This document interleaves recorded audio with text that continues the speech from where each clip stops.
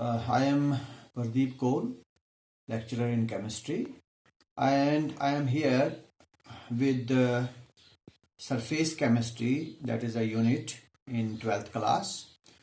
And continuing with the surface chemistry, today's topic for you is emulsions.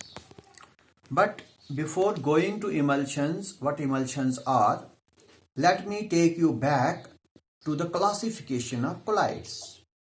If you remember, while classifying colloids, we had classified colloids on various bases. For example, on the basis of interactive forces between dispersed phase and dispersion medium. Then we had classified colloids on the basis of physical state of dp and dm, that is dispersed phase and dispersion medium. Similarly, and today I shall just take you back to the classification of colloids on the basis of physical state of dispersion medium, dm, and dispersed phase. If you remember, if we have a colloid, suppose we have a colloid having two components, such a colloid is known as a binary colloid. Now, a binary colloid has two components. One of the components is taken in larger quantity and the other in smaller quantity.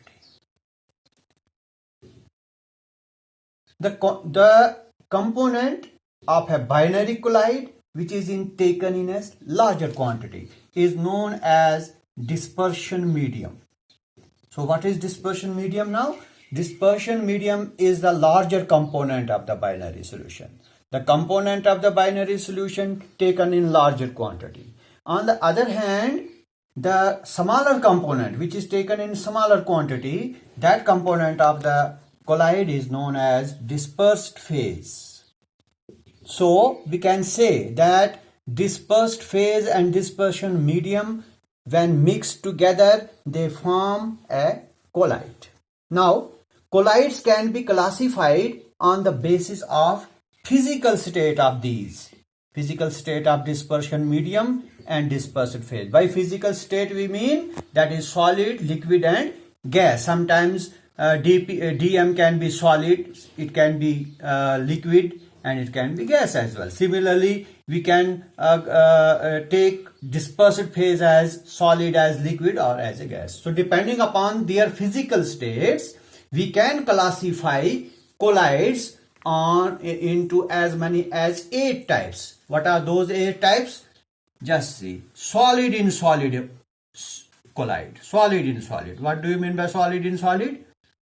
When one solid is dispersed phase and another solid is dispersion medium. That is, this solid is taken in larger quantity and this one will be taken in smaller quantity. So such a colloid is known as solid in solid colloid. So if we have solid in solid colloids, such colloids which are solid in solid are known as solid solutions. So what are solid solutions? Are simply solid soles. What are solid soles? Solid soles are colloids in which we take dp as solid and dm as solid as well. So solid in solid colloids are known as solid sole. Then we have solid in liquid colloids, when a solid is dispersed phase and a liquid is dispersion medium. Such a colloid is known as sole, simply sole. Then we have third type, solid in gas.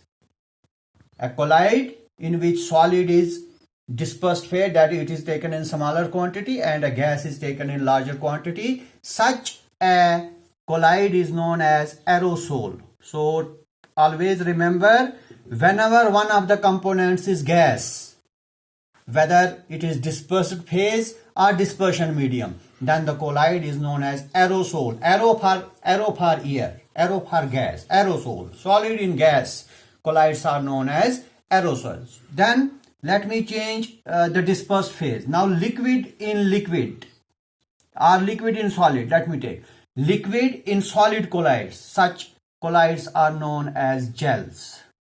Then we have liquid in liquid, when both, that is your dispersed phase and dispersion medium, are in liquid state. Such colloids are known as emulsions.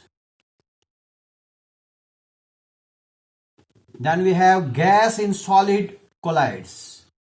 Such colloids are known as solid sols.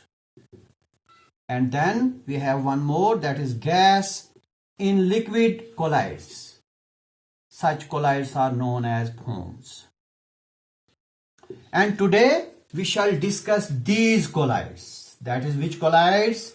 Liquid in liquid colloids. So this is our today's topic, that is emulsions. Now what are emulsions? Emulsions are those colloids in which both, that is your dispersed phase and dispersion medium, if both of them are in liquid state, such a colloid is known as emulsions. So coming to emulsions now. So emulsions are basically colloids. They are colloids, a class of colloids in which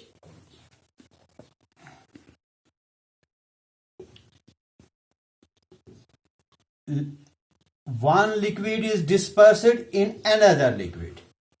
That is, one of the liquid acts as dispersed phase while other liquid acts as dispersion medium, that is larger component of the colloid.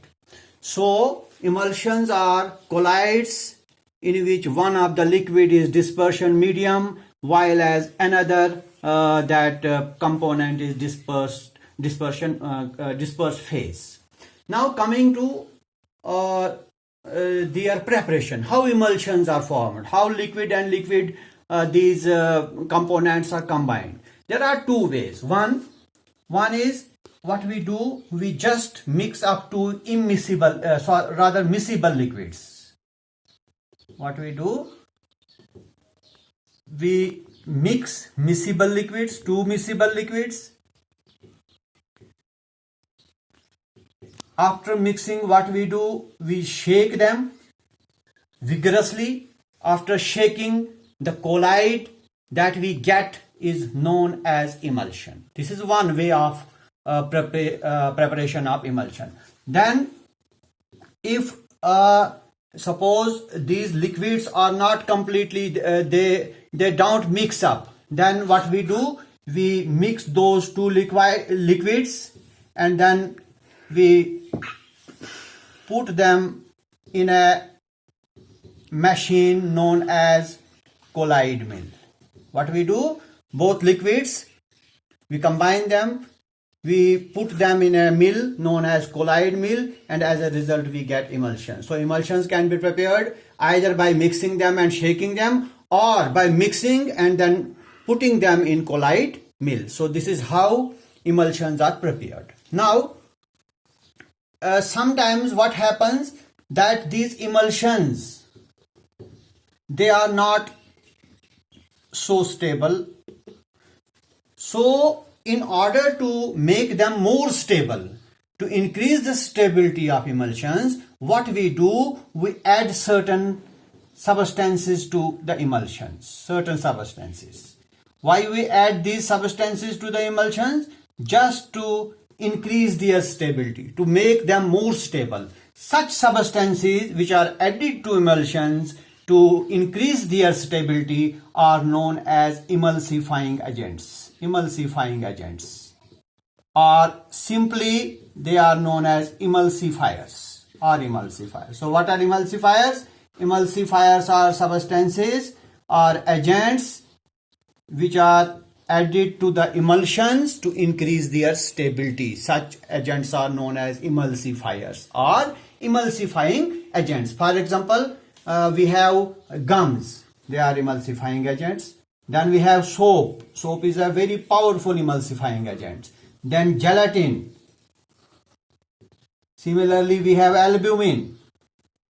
Albumin means the white portion of the egg. These are some common emulsifying agents. And this process, which process? The process in which what we do, we add an emulsifier to the emulsion to make it more stable. This process is known as emulsification.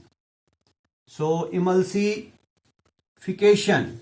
What is emulsification? A process of adding an emulsifier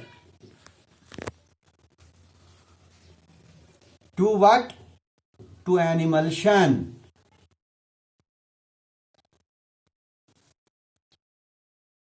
To make it more stable, so that your emulsion becomes more stable. Such a process is known as emulsification. Now, there are two types of emulsions. Types. One,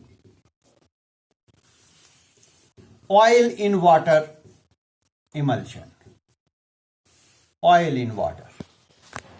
As the name suggests, that it is that emulsion in which oil acts as dispersed phase.